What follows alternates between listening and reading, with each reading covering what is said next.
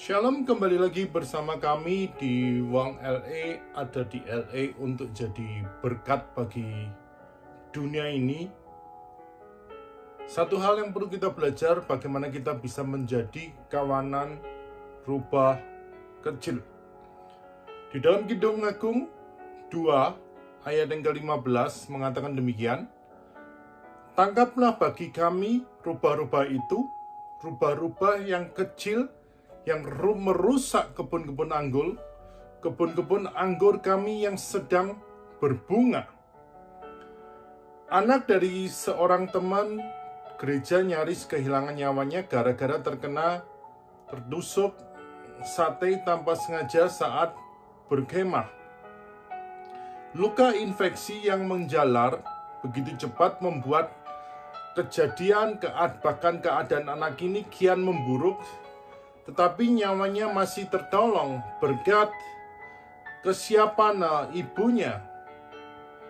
Juga pada para dokter dan perawat yang ada di rumah sakit, mendengar cerita langsung dari sang ibu, saya pun menarik kesimpulan bahwa sebaliknya memang kita tidak meremehkan hal-hal kecil yang terkadang bahkan dapat membahayakan nyawa kita.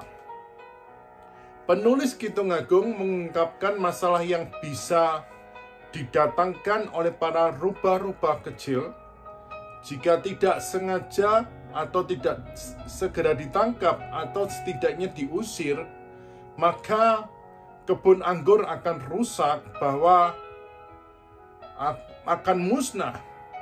Jika dipersempit di konteksnya dalam kehidupan berumah tangga, maka kawanan rubah kecil itu dapat diartikan sebagai hal-hal yang dapat merepotkan, membahayakan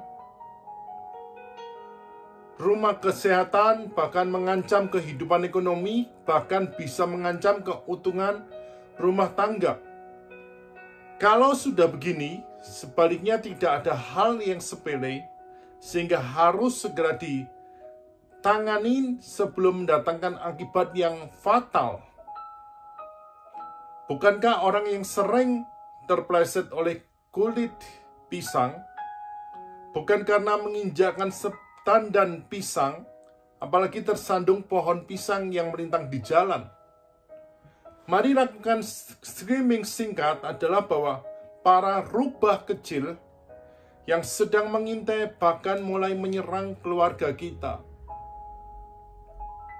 Apakah selama ini kita hanya mengabaikan atau menganggap remeh hal-hal sederhana yang sebenarnya dapat membawa akibat fatal bagi kehidupan kita? Kiranya peringatan firman Tuhan hari ini membuat kita lebih berwaspada dengan hal-hal yang kecil, hal-hal rubah-rubah kecil yang membuat kehidupan kita makin berbahaya.